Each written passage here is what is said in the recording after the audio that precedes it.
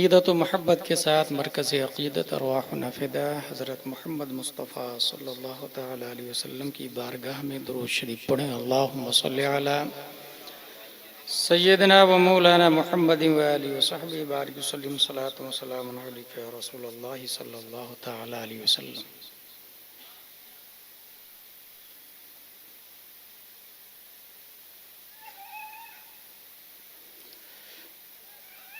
ये वो लोग हैं जिन पर अल्लाह की लानत है। मुराद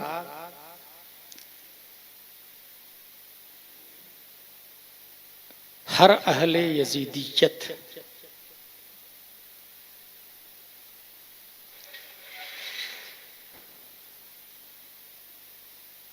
फिक्र परवाज चाहती है और उसके लिए बेशुमार रास्ते हैं।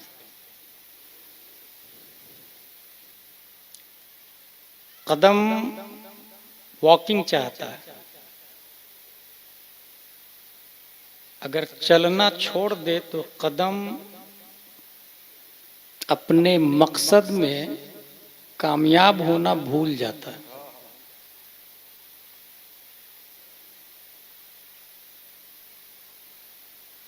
इंसान की तख्लीक रब्बे कदीर ने अहसने तक़वीम पर फरमाई। कायनात में हर मखलूक ख्वाजा गरीब नवाज रदी अल्लाह ताला अन्हु 18,000 आलम की बात करते हैं और हर आलम में हजारों मखलूक और हर मखलूक में अहसन तक़वीम पर हजरत इंसान है। और हजरत इंसान जो मुमताज है वो उलूमे मुस्तफ़विय्या की बुनियाद पर।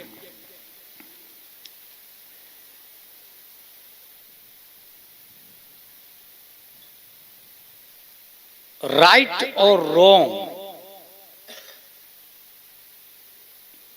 ये तख्लीके इब्लीस के बाद ही से शुरू हुई। जहां इब्लीस ने दुनिया में आने के बाद ये अथॉरिटी ली, अनज़िरनी इला यौम युबअसून, क़यामत तक मुझे जिंदा रख ताकि तेरे बंदों को बहका कर जहन्नम को भर दूं। खल्लाक़े दो आलम ने फरमाया इल्ला इबादका मिनहुमुल मुखलसीन, अल्लाह के जो नेक बंदे होंगे वो अल्लाह की तौफीक से उसके फरेब में नहीं आएंगे।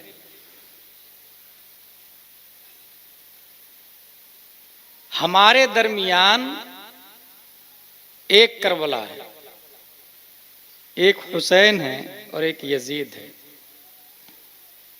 हकीकत ये नहीं है। मेरा मौजू है यजीदियत क्या है।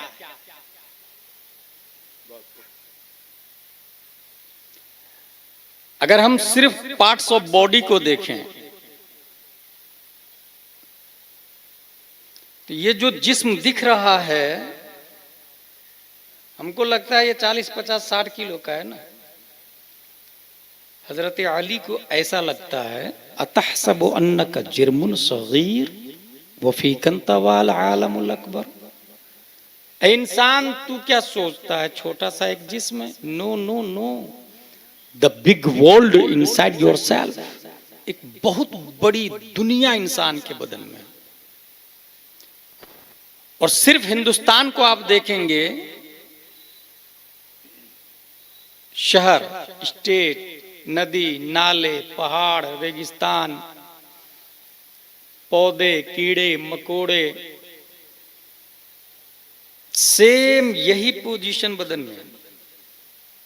पहाड़, नदी, नाले, पौधे, कीड़े मकोड़े। डीएम की रिपोर्ट के मुताबिक लाखों बैक्टीरियाज है बॉडी में, जिसकी बुनियाद पर हम जिंदा हैं, उसी की तरफ हजरत अली इशारा करते हैं। वफी तहसबो अन्नका जिर्मुन सगीर वफी कंतवाल आलमुल अकबर। बहुत बड़ी दुनिया है। डॉक्टर इकबाल ने हजरत अली की तर्जमानी की तो ये कहा, घटे तो एक मुश्त खाक है इंसान, बढ़े तो उस आते कौनैन में समा न सके। घटने पर आए तो एक मुश्त है, बढ़ने पर आए तो दुनिया भी छोटी हो जाती है, उस आते कौनैन में समा न सके। बुनियादी तौर से बदन में 4 चीजें, जिस्म, अक्ल, रूह, नफ्स।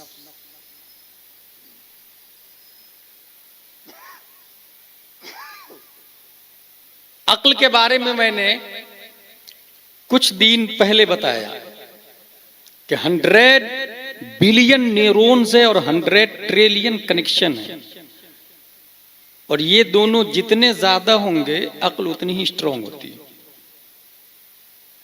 अक्ल की तारीफ कुव्वते दर्राका और कुव्वते मुद्रिका से भी की जाती है। नफ्स, उसकी 7 किस्म है और 7 किस्म का जिक्र कुरान शरीफ में आया। अम्मारा, लव्वामा, मुल्हिमा, मुतमइन्ना, रादिया, मर्दिया, शाफिया।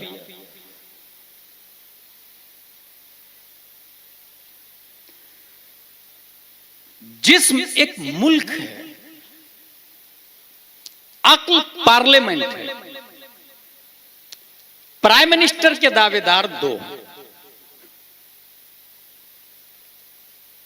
नफ्स कहता है मुल्क के बॉडी पे मेरी हुकूमत होगी,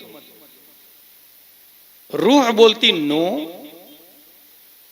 मुल्क के बॉडी पे मेरी हुकूमत होगी, पार्लियामेंट में मेरी कुर्सी लगी।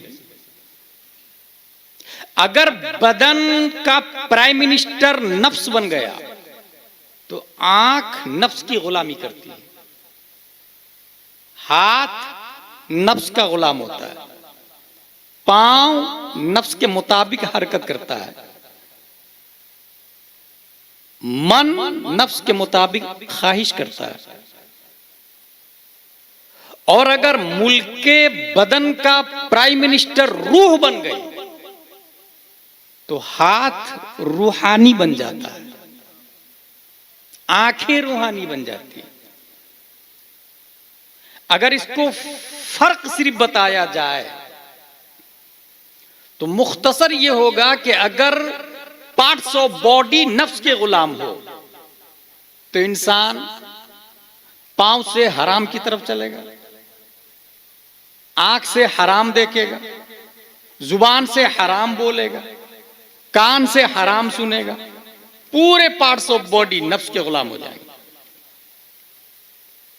और अगर रूह प्राइम मिनिस्टर है तो रूह के गुलाम, और जो बदन नफ्स का गुलाम है तो कुल्लो नफ्सिन ज़ाइक़तुल मौत है। यही बदन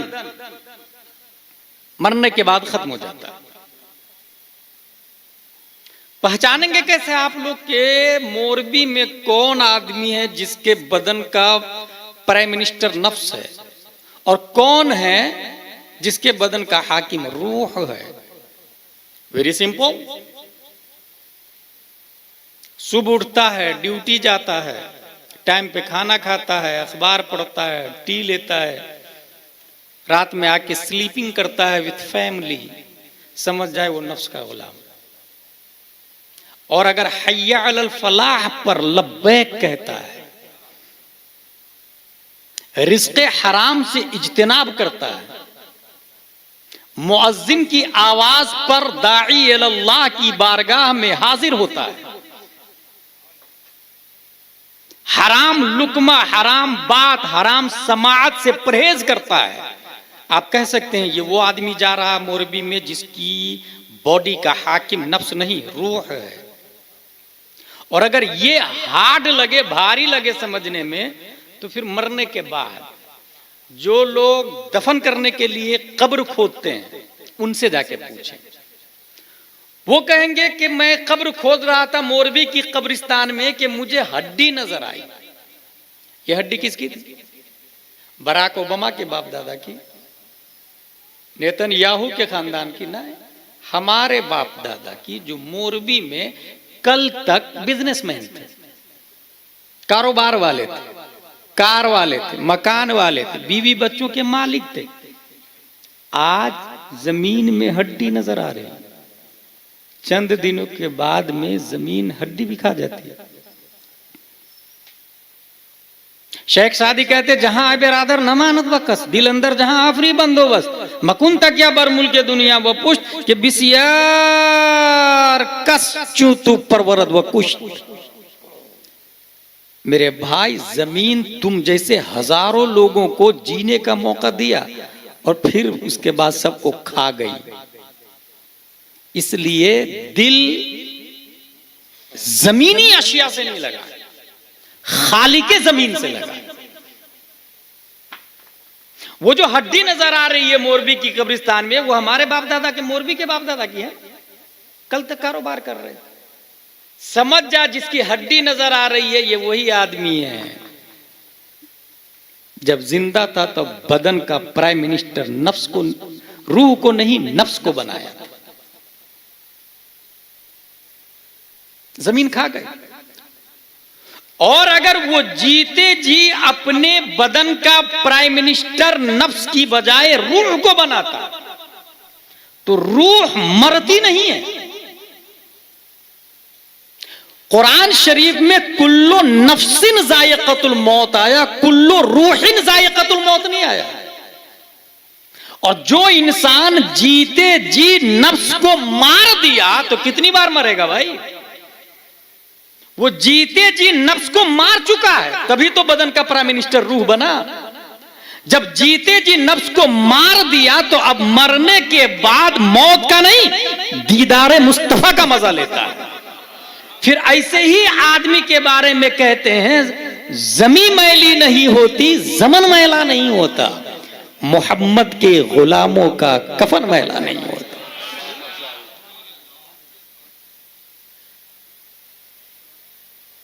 वो जिंदा,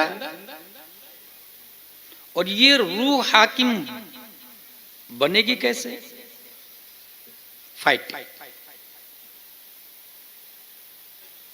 हुसैनियत हमारे दरमियान है और यजीदियत हमारे दरमियान है। हुसैनियत हम में है और यजीदियत हम में है। एज यू विश, चाहे तो हुसैनियत को सेलेक्ट करे या यजीदियत को सेलेक्ट करे।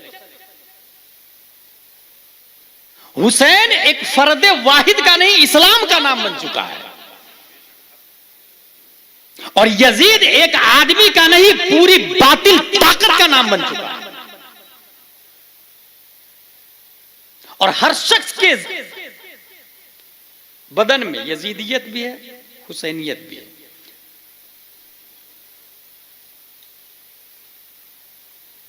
फाइटिंग होती है, मौका दिया जाता है, सिलेक्शन, वोट, इलेक्शन। अब की बार इलेक्शन में प्राइम मिनिस्टर किसको बनाना है? यजीद को या हुसैन को? रूह को या नफ्स को? पहचानेंगे कैसे? अब्दुल्ला बिन हुज़ाफा रज़ियल्लाहु अन्हु हिरक़ल सानी ने रूम में बंद कर दिया और सामने रख दिया शराब और खिंजीर का गोश्त। बाहर से लॉक, ऑप्शन, या तो खाएं या भूख से मरे। यही है इलेक्शन। यहीं पे वोट करना होता है हुसैन को और यजीद को। एज यू विश, या तो हराम खाए या मरे। हर दिन हमारे दरमियान भी ये दो ऑप्शन आते हैं, या तो हराम खाए या परहेज करे। खा लिया दिया तो जाहिरन लगता है कि फायदा हो गया, हकीकत में वो यजीद को वोट देके अपने आप को मार दिया। और अगर नहीं खाया तो वो हुसैन को वोट दे दिया, और हुसैन मुर्दा का नहीं जिंदा का नाम है। एक दिन, 2 दिन, 3 दिन हेरकलिस होता अब तो मर गया होगा। अब्दुल्ला दरवाजा खोल के देखा, शराब भी अपनी जगह है, खिंजीर भी अपनी जगह है, और अब्दुल्ला बिन हुजाफा मरने की बजाय पहले से ज्यादा तरोताजा है। भाई तूने किया क्या? उन्होंने जवाब दिया, तूने दरवाजा को लॉक किया, इधर मैंने सूरह यासीन को खोल दिया।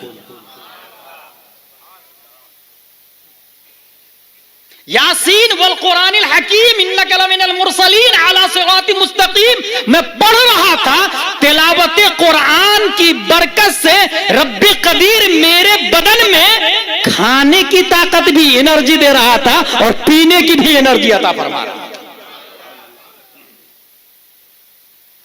2 बात साबित है।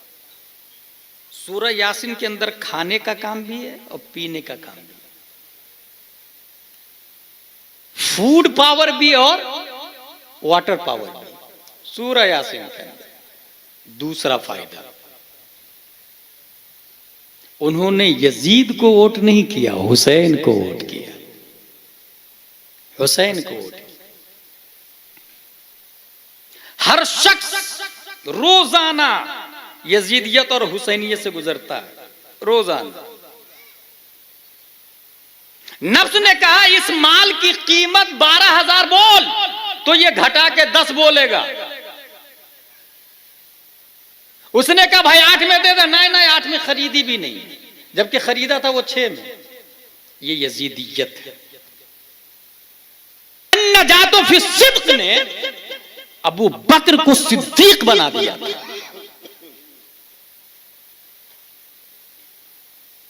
इसी तरीके से चलने में, गाड़ी में, खरीदने में, बीवी, बच्चे, पड़ोसी, हर मामलात में यजीदियत और हुसैनियत सामने आते हैं।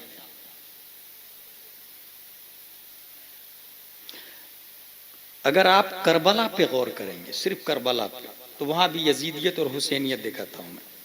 एक आदमी जन्नत के रास्ते पर चल रहा था, अचानक उसने यजीदियत को वोट दिया और जहन्नम चला गया।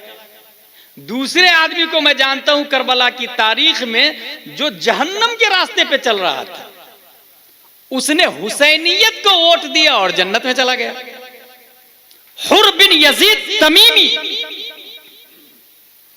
1000 फौज लेकर इमाम हुसैन के मुकाबले में आ गया। कोहे दी हश्म के दामन में मुलाकात होती, जहन्नम के रास्ते, क्योंकि इमाम हुसैन के मुकाबले में आया ना, ये जहन्नम का रास्ता, यजीदियत की तरफ से आया, ये जहन्नम का रास्ता।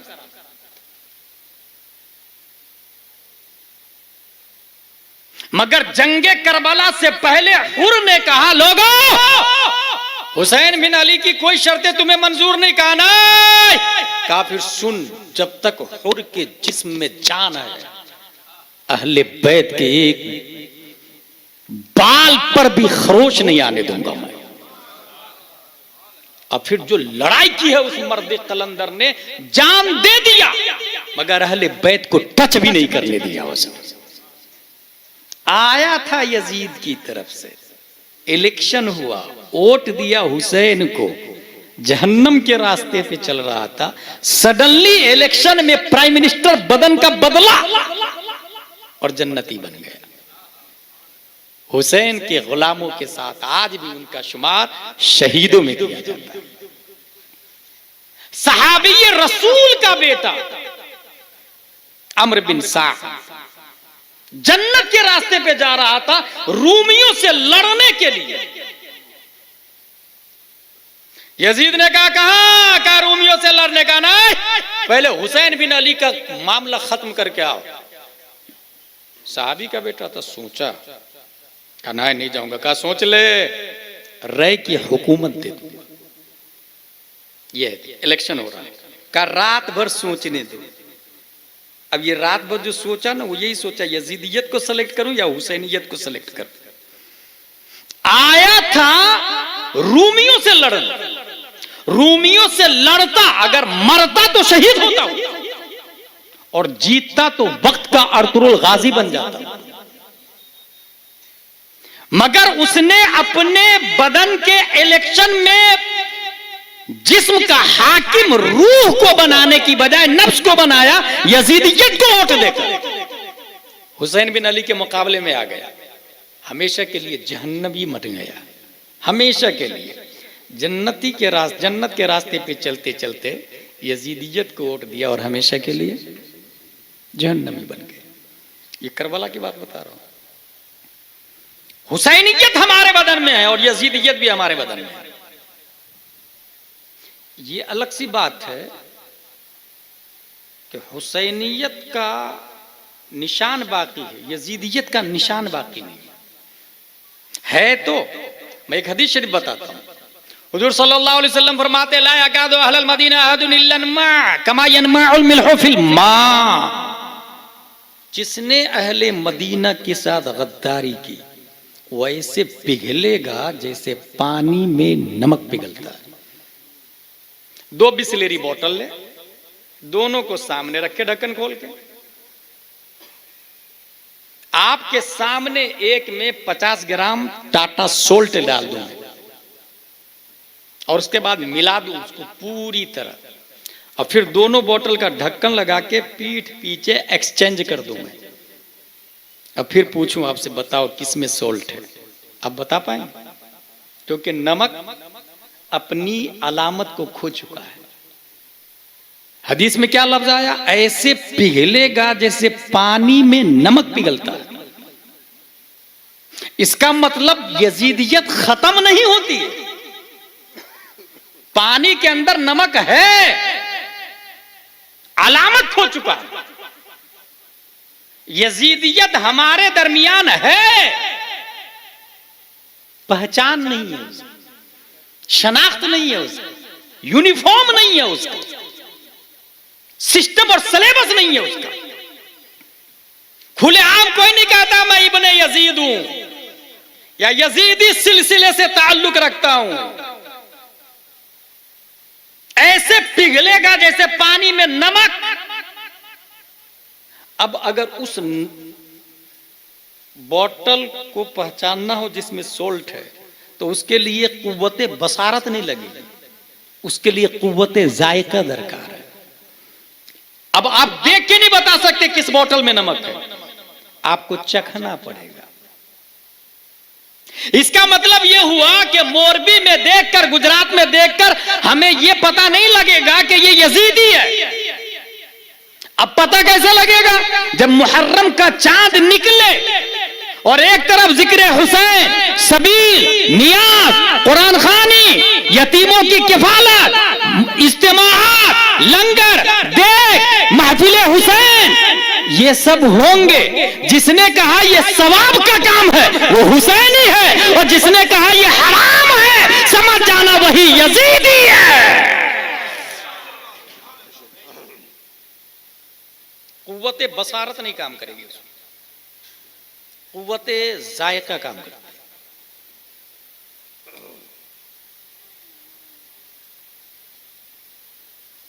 वो क्या है? जिसने हुसैन को इस्लाम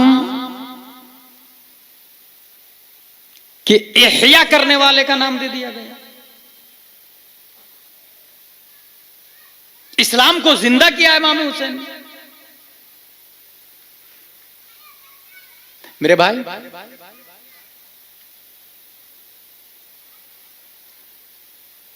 अगर इंसान का बदन बीमार पड़ जाए, एमडी डीएम चेक करने के बाद कहेगा इसको ब्लड की जरूरत, ओके, किसी इंसान का ब्लड निकाल के उसके बदन में दाखिल नहीं कर दिया जाता, ग्रुप मैच किया जाता है। जिससे उसका ब्लड ग्रुप मिलेगा वही लगेगा, नहीं तो साइड इफेक्ट होगा धर्म भरम निजाम बदन और मर जाएगा। इस्लाम बीमार था 61 हिजरी में, उसको जरूरत खून की थी,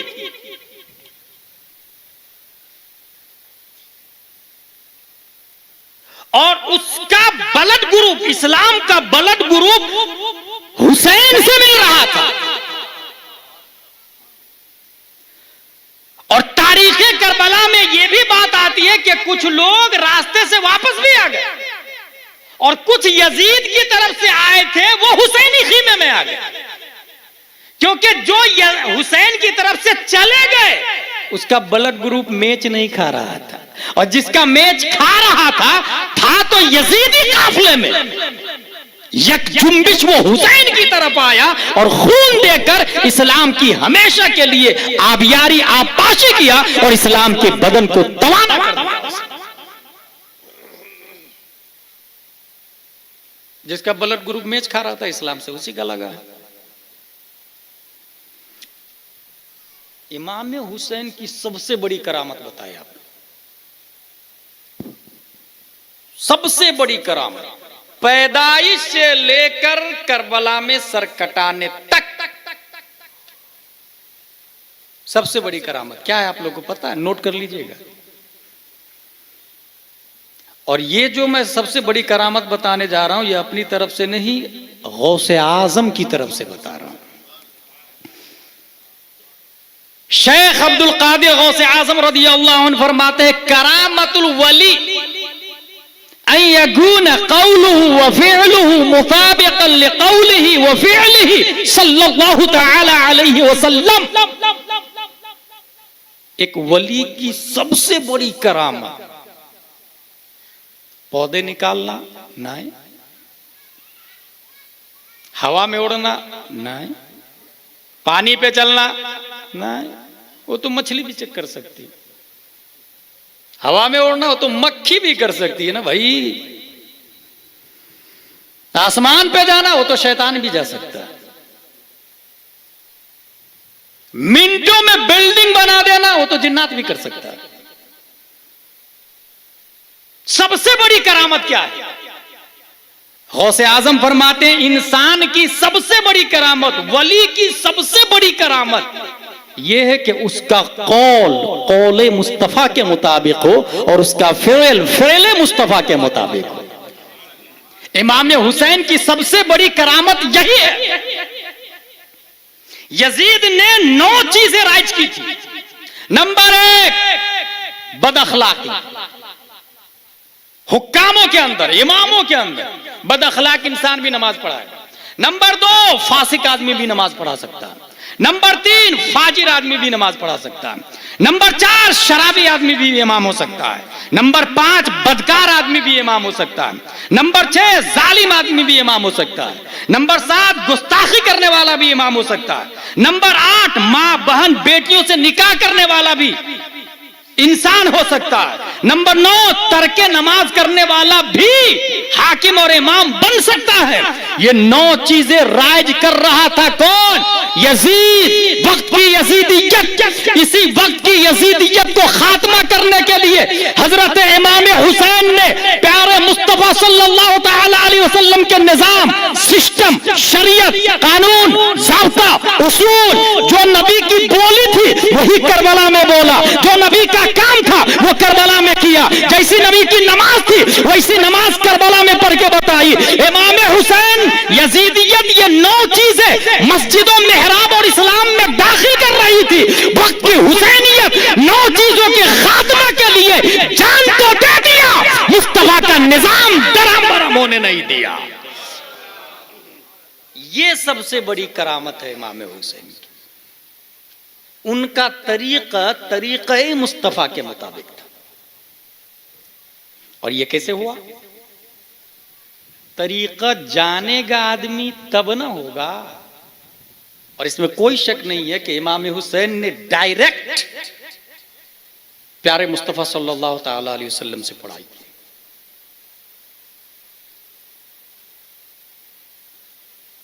आज भी अगर कोई वक्त का हुसैन पैदा होगा तो ये स्कूल और कॉलेज का स्टूडेंट नहीं होगा, तो दरसगाह मुस्तफा ही से हो सकता है।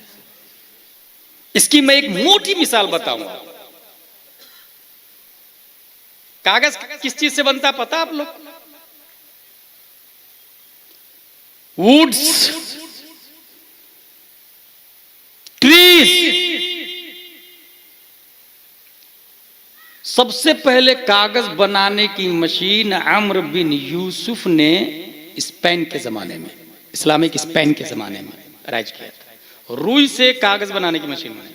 उससे पहले लोग हाथ से लिखते थे, याद रखिएगा। उसके बाद धीरे धीरे अब पेड़ पौधे से, मशीन से काट दिया, पेड़ को मशीन में डाला, पाउडर बनाया, केमिकल डाला, कागज बना। अब छपाई होगी उसकी। कागज खरीदे और छपाई करे। अब या तो उस कागज पर Johnny Johnny yes papa, eating sugar no papa, telling a lie no papa, open your mouth ha ha, ये होगा। या तो उस कागज पर कुल हुवल्लाहु अहद अल्हम्दुलिल्लाहि रब्बिल आलमीन, ये होगा।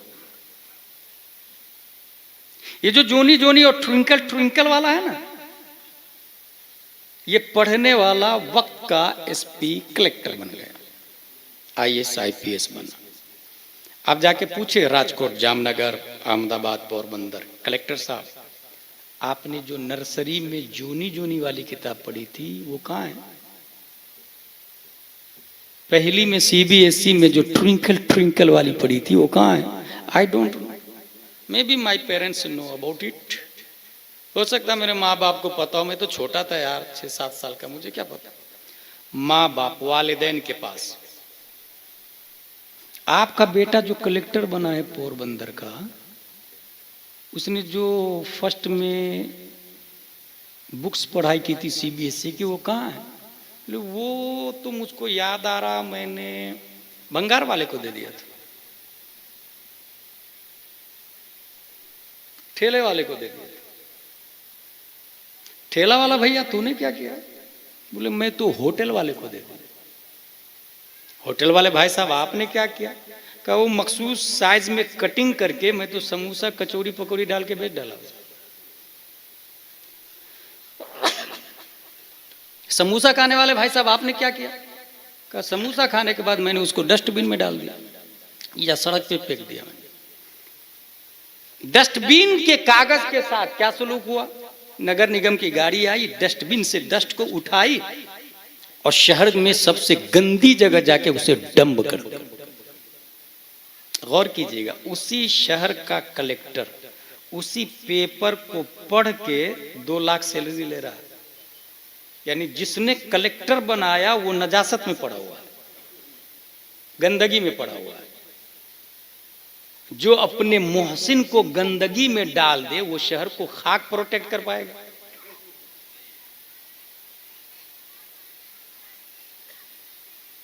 और वही सेम दरख्त, सेम मशीन, सेम कागज, ट्विंकल ट्विंकल की जगह उस पर लिखा हुआ है अल्हम्दुलिल्लाहि रब्बिल आलमीन। इंसान अव्वल पारा पढ़ा, अलिफ लाम मीम का पारा से यकूल तिलकर रसूल एदादिया उला सानिया सालसा राबिया खामिसा सादिसा साबिया सामिना फजीलत, मुफ्ती बना। अब जाके पोरबंदर में फतवा दे रहा है। उससे कहें आपने जो एदादिया में, आपने जो प्राइमरी में अम्मा पारा पढ़ा था, अलिफ लाम मीम का पारा पढ़ा था, उसके साथ क्या सलूक किया आपने? तो उसने कहा जब मैं एदादिया में आया तो उसकी अजमत और बढ़ गई मेरे दिल में। जब ऊला में आया तो और ज्यादा, सानिया सालसा, जूं जूं आगे बढ़ता गया। जब मैं मुफ्ती बना तो ये पता चला कि उस पेपर के बारे में आलिम साहब नहीं, मुफ्ती साहब नहीं, मुजद्दिद साहब नहीं, गौस साहब नहीं, सहाबी नहीं, अंबिया नहीं, अल्लाह का फतवा है ला यमस्सुहु इल्लल मुतहहरून। उस कागज को बगैर वुजू के छूना हराम।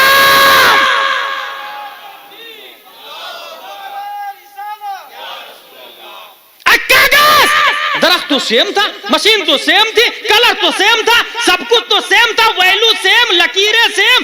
तू नजासते गलीजा में पड़ा हुआ है और तेरी हुर्मत ये कि लोग सर का ताज बना के रख रहे हैं। आखिर बता वजह क्या है? तो ट्विंकल ट्विंकल वाले ने जवाब दिया, मेरी छाती पर सीबीएसई का अल्फाबेट लिखा है, इसलिए मैं नजासते गलीजा में पड़ा हूं। और सूरह फातिहा वाले पेपर ने कहा, मेरी छाती पे अल्लाह की आयतें लिखी है, रब ने मेरी शान इज्जत को बढ़ा दिया है।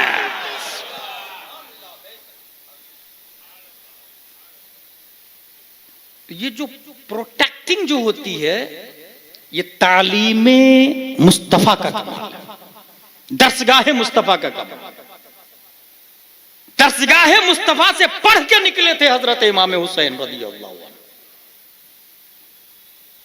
और ये जो 9 खुराफात जो यजीद राइज कर रहा था,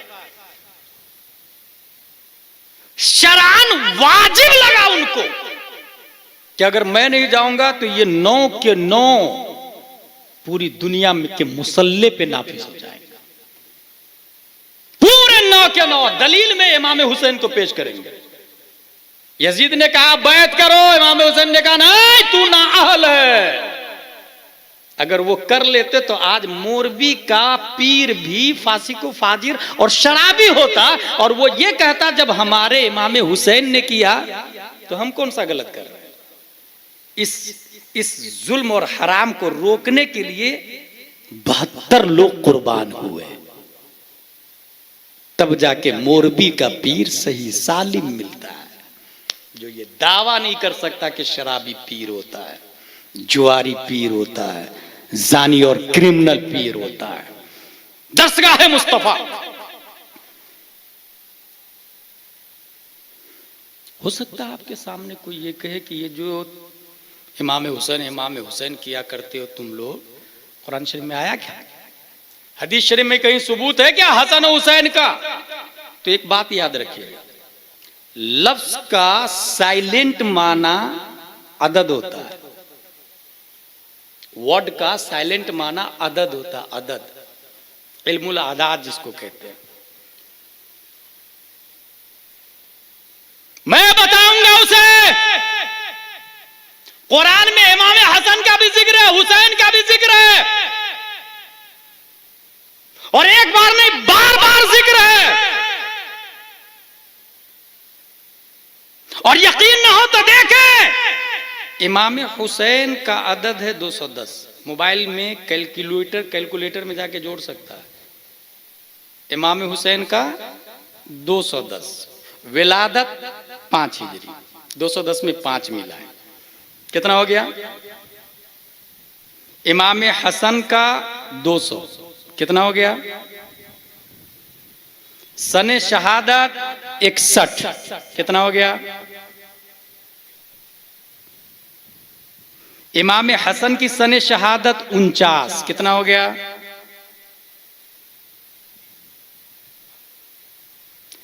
करबो बला का आदत 261, कितना हुआ? फिर से कैलकुलेटर निकाले, अपने अपने मोबाइल निकाले मोबाइल निकाले। ये जलसा जो हो रहा है ना, ये दरसगाह है, ये सिर्फ सुनने के लिए नहीं होता कि आप मजा आ गया, बापू ने क्या तकरीर की। जिसने ऐसा बोला उसने बर्बाद कर दिया जलसे। कोई नहीं बोलेगा बापू ने अच्छी तकरीर की, जिसने अमल किया उसने जलसे को कामयाब कर दिया। फिर से जोड़े, इमाम हुसैन 210, विलादत 5, कितना हो गया? इमाम हसन 200, कितना हो गया? सने शहादत इमाम हुसैन की 61, कितना हो गया? इमाम हसन की 49, कितना हुआ? करबो बला की 261, कितना हुआ? और बिस्मिल्लाहिर्रहमानिर्रहीम का अदद है 786। समझ में आया कुछ? 114 बार जिक्र है हसन का भी, हुसैन का भी, करबोबला का। Silent message. और ये कुरान है भाई साहब, जिसके बारे में रब फरमाता मा फर्रतना फिल किताब मिन शै, मैंने किसी चीज को छोड़ा ही नहीं है। ये कुरान है भाई साहब। आला हजरत फतावा रज़विया में लिखा हर आयत के अंदर में 36 करोड़ उलूम व फुनून। कुरान है भाई साहब, ये कुरान है। रब फरमाता नज़्ज़लना अलैकल किताब तिबयान लिकुल्लि शै। कुरान बोलता माल हादल किताब ला युगादिरु सगीरतन वला कबीरतन इल्ला अहसाहा। इस किताब को क्या हो गया है, न छोटी चीज को छोड़ती है न बड़ी चीज को छोड़ती है, सबका जिक्र कर देती है कुरान। ये किताब है, सबका जिक्र है। दस्तगाहे मुस्तफा का कमाल था।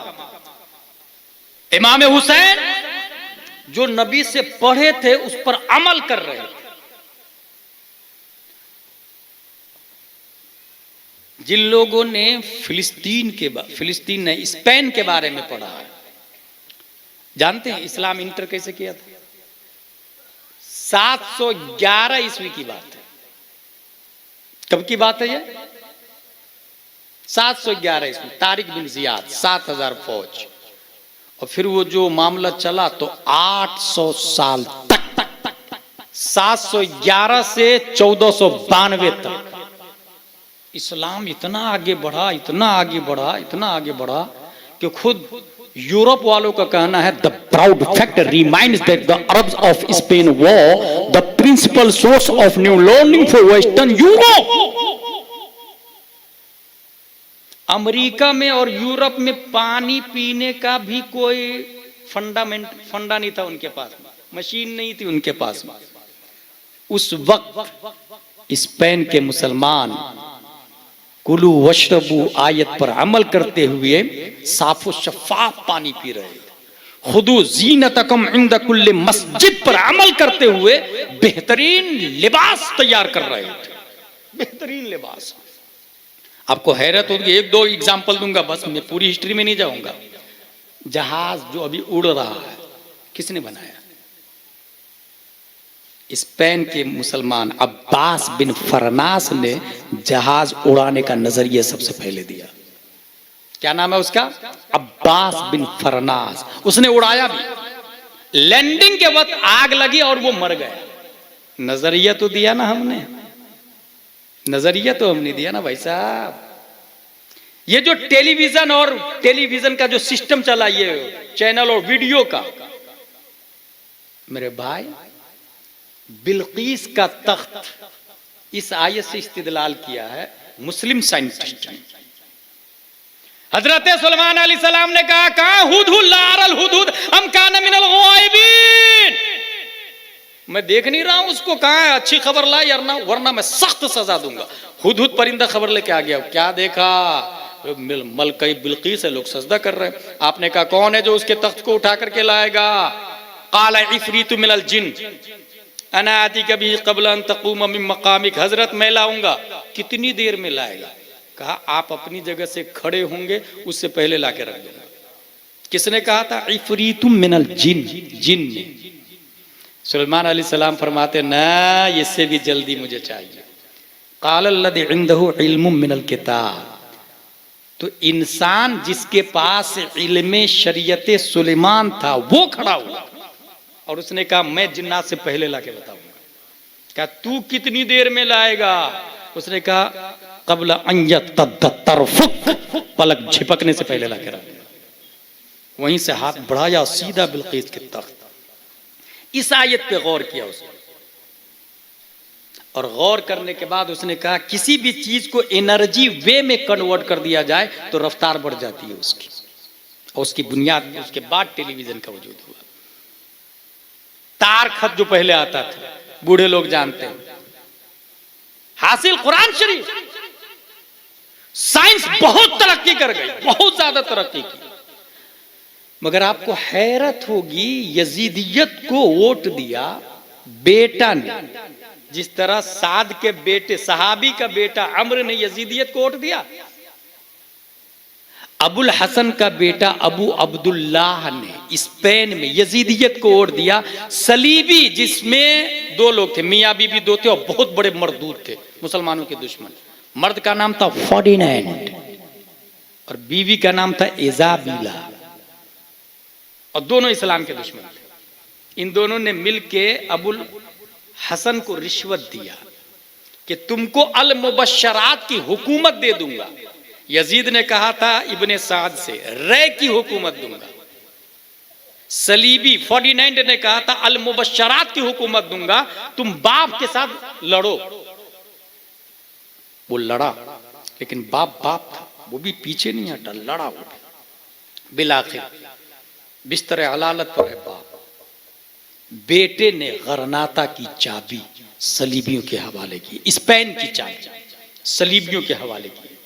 मेरे भाई, स्पेन जिसमें सिर्फ एक शहर कुर्तुबा है, कुर्तुबा में 6 लाख किताबें थी। 170 औरतें कुरान शरीफ सबसे खूबसूरत अंदाज में लिखती थी। हुस्ने किताबत का जवाब पूरी दुनिया में नहीं था। सिर्फ एक शहर में 20,000 किताब की दुकानें थी। मोरबी में कितनी किताब की दुकान है? कल परसों से मैं किताब ढूंढ रहा हूं, मुझको किताब नहीं मिल रही। बड़ी मुश्किल के एक किताब लाके आज दी गई है। इसी को कहते हैं यजीदियत, इसी को कहते हैं यजीदियत। हर मामले में वो दुनिया ही दिखता है और दुनिया ही को देखता है। मेरे भाई, हिंदी में भी खुतबाते मुहर्रम, गुजराती में भी खुतबाते मुहर्रम, और नहीं है तो छपवाए। 2-3 करोड़ नहीं लगता है, वो 2-3 लाख में छप जाती है, बल्कि और कम में। हर घर में एक लाइब्रेरी छोटी सी हो, उसमें किताबें हो, यसरनल कुरान, तामीर अदब, अनवार शरीयत, खुतबाते मुहर्रम, हदायके बख्शिश। बच्चा पैदा होता है ना, तो वो आंखें खोलता है तो जो देखता है वही तस्वीर बैठती है दिमाग में। वो बड़ा होकर अलमारी क्यों ढूंढता, वो अपने घर को डेकोरेट करने के लिए एसी क्यों लगाता, गद्दा क्यों बनवाता, तकिया क्यों बनवाता? क्योंकि अपने माँ बाप को देखता है ये सब करते हुए। अलमारी देखेगा, लाइब्रेरी देखेगा, अनवार शरीयत और बहार शरीयत देखेगा, तब वो जब अकेला अलग घर बनाएगा ना, तब उसमें एक लाइब्रेरी बनाएगा जिसमें अनवार शरीयत रखेगा, उसमें बहार शरीयत रखेगा। इसको हुसैनियत कहते हैं। बच्चे को पेपर फाड़ने के लिए दिया करे, छोटा बच्चा 1 साल का बच्चा हो ना, उसको पेपर दिया करे गुजराती में, ले फाड़ इसको। वो पेपर फाड़ेगा तो समझेगा पेपर भी लाइफ ऑफ ह्यूमन का एक पार्ट है। इस तरीके से वो एजुकेशन के करीब आएगा, तालीम के करीब आएगा। 20,000 किताब की दुकान। बेटा ने यजीदियत को वोट करने की बुनियाद पर चाबी सलीबियों के लिए क्यों दे दिया, और सलीबियों ने जो उसके बाद लाइब्रेरी को जलाया है, दरिया का पानी सुर्ख हो गया था, रंगीन हो गया था। पानी दरिया का रंगीन हो गया था। उसी में मुसलमानों ने कश्ती कहां डूबी है, इसकी थ्योरी भी लिखी थी। इसका यूरोपियों ने इकरार किया कि अगर वो थ्योरी हम नहीं जलाए होते तो टाइटैनिक को ढूंढने में इतना टाइम नहीं लगता। ये थ्योरी हमारे पास थी। लहरे आबे बहर से, सिमते लहर से वो पता लगा ले रहे थे कि कहां नीचे क्या चीज है और कितनी गहराई में। मेरे भाई, ये थे जीनियस मुस्लिम। मगर क्यों तबाह बर्बाद हुआ? यजीदियत। वोट किया, किसको किया? यजीदियत को। अगर आपके घर में भी इलेक्शन, जैसे मैंने कहा यजीदियत हुसैनियत दोनों है, आप अपने घर में देखिए किसको वोट दे रहे हैं। वो घर जो बर्बाद होता है ना, वो यजीदियत ही की वजह से बर्बाद होता है। वोट यजीदियत को देता आदमी, घर बर्बाद। स्पेन चला गया। टर्की में 1280 हिजरी में सुलेमान शाह का पोता उस्मान ने सल्तनत उस्मानिया की बुनियाद डाली, और 1924 में फर्स्ट वर्ल्ड वॉर की एंडिंग पर सल्तनत उस्मानिया का खात्मा हो जाता है। स्पेन में मीटिंग बैठती है और 9 कानून दिए गए टर्की में लागू करने के लिए, ताकि इस्लाम का खात्मा हो जाए। यजीदियत ने भी 9 कानून लागू किया था, याद रखिएगा। टर्की में भी 9 कानून लागू किए गए। कानून नंबर 1, दस्तूर से सरकारी मजहब इस्लाम की शिक को खारिज कर दिया जाए। ये टर्की का पहला कानून है। सिस्टम में इस्लाम का कोई कानून नहीं रहेगा। एक अंदर की बात बताऊं आपको, सिस्टम में जब आप नहीं रहेंगे तो इसको हम मोबाइल बोल रहे हैं ना। अगर आप 10 बार भी परहेज करें तो भी इंग्लिश बोलना ही पड़ेगा, क्योंकि सिस्टम उसी का है, बनाया उसी ने। आप बनाते तो इसका नाम मोबाइल नहीं, अल हातिफ रखते, अल मुत्तसल रखते, फिर आप अरबी बोलते अल मुत्तसल, अल हातिफ। उसने बनाया, सिस्टम में वो है। आप मुजरिम है या नहीं है, जब तक कोई आएगा तब तक आपको खत्म कर दिया जाएगा, क्योंकि सिस्टम में वो है। कमाल अतातुर्क का कानून, दस्तूर से सरकारी मजहब इस्लाम की शिक को खारिज कर दिया जाए। कानून नंबर 2, मुल्क भर में दीनी मदारिस और खानकाहों पर पाबंदी लगाकर मजहबी तालीम को ममनू करार दिया जाए। क्योंकि अगर मदरसा रहेगा तो अल्लामा इब्ने अरबी पैदा होंगे, और जब अल्लामा इब्ने अरबी आएंगे तो फिर से उस्मान और अर्तुगरुल गाजी आ जाएंगे। इसलिए मदरसे पे पाबंदी लगा दी जाए। मदरसा रहेगा तो मुफ्ती आजम पैदा होंगे, अब्दुल सत्तार हमदानी पैदा होंगे, हाफिज मिल्लत पैदा होंगे, जाहिद मिल्लत, मुजाहिद मिल्लत पैदा होंगे। इसलिए मदरसे पे। यहां एक बात नोट कर ले, अगर मोरबी में 10 मकान टूट जाए फर्क नहीं पड़ता, मदरसे की एक ईंट भी हिल गई तो समझिए आपके इस्लाम को हिला दिया उसने। इसलिए मकान टूटे तो एक बार खामोश रहेंगे चलेगा, मदरसे की ईंट भी नहीं हिलनी चाहिए। अगर आपको इस्लाम की हिफाजत की फिक्र है, थोड़ी बहुत भी गैरत बाकी है तो। कानून नंबर 3, औरतों को तमाम मामलात में मर्दों के मुसाबिक करार दी जाए। पर्दा को कानूनन जुर्म करार दिया जाए।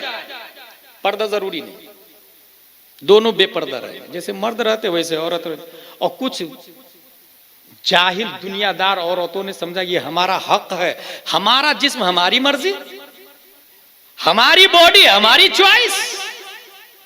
मेरे भाई, आपकी चॉइस होगी तो क्या मां से, बहन से, भाई से, ब्रदर से, बाप से निकाह करेंगे आप? ये इंसानियत है भाई। भूख, अमेरिका ने यह कहा कि भूख लगे तो खाना खाओगे ना, इसलिए अगर ख्वाहिश हो तो किसी भी लड़की के साथ, औरत के साथ गुनाह कर लो। वो अगर दोनों राजी है तो ये जुर्म है ही नहीं। माज़ल्लाह रब्बिल आलमीन।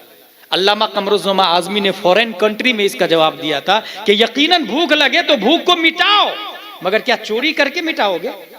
दूसरे की ग़िज़ा खाओगे? अपनी रोटी पकाओ, अपना चावल पकाओ और फिर मेहनत करके खाओ उसको।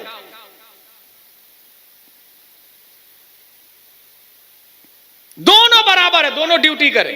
मर्द भी ड्यूटी करता, औरत भी ड्यूटी करता। अब साइड इफेक्ट बताऊं, मर्द गया ऑफिस में, औरत दूसरी ऑफिस में। Very simple. उस ऑफिस में जाहिर सी बात है और भी स्टाफ होंगे। 1 दिन 2 दिन 3 दिन, चंद दिनों के बाद गुफ्तगू तो होगी ना। और गुफ्तगू ये पहला स्टेप है ज़िना का। अल मुसिल इलल खता, खता जो रास्ता गुनाह की तरफ जाता है वो रास्ता ही गुनाह है। इसलिए नानो नफका मर्द पे वाजिब है, औरत पे वाजिब ही नहीं है। इसने कहा ना, दोनों कमा सकते हैं, दोनों कमाएंगे, दोनों फौज में भी जाएंगे। और नतीजे में क्या होगा? हरामी औलादों की लाइन नहीं लगेगी तो क्या होगा? और वही हरामी औलादे नबी की तौहीन करता है, वही लोग नबी की तौहीन करते हैं, क्योंकि शर्मो हया कमाता ही नहीं। और ये कुरान से साबित है, जो नबी का गुस्ताख होगा उसके नुत्फे में खता हुआ करती है। अमेरिका में सबसे ज्यादा वलदुज़्ज़ना मिलेंगे, वेस्टर्न कंट्री में सबसे ज्यादा मिलेंगे। इसलिए जो लोग ऐसी बीवी ढूंढते हैं जो जॉब करे, समझ जाइए वो वेस्टर्न कंट्री के किस फिक्र पे जा रहा है। और अगर कोई बाप ऐसी बहू तलाश रहा अपने बेटे के लिए, समझ जाए वो भी उसी में से। कानून नंबर 4, यूरोपीय लिबास पहनना और नंगे सर रहना जरूरी करार दिया जाए। कुर्ता पाजामा टोपी कोई नहीं पहनेगा, पैंट शर्ट।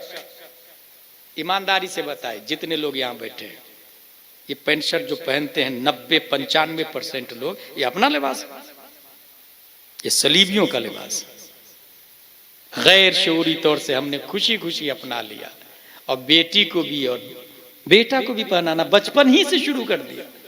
मैं तो सलीबी लिबास पहन रहा हूं, तू भी पहन। अब जो बेटी 5 साल की उम्र में टी शर्ट और जींस पहनेगी, उसको आगे चल के कहेंगे नकाब पहनो तो उसको अच्छा लगेगा।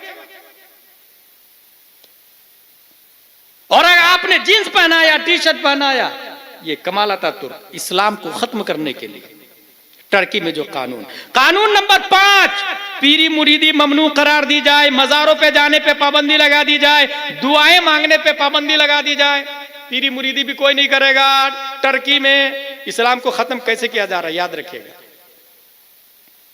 क्योंकि इसको पता था सलीबियों के कि अबू बकर नबी के मुरीद थे।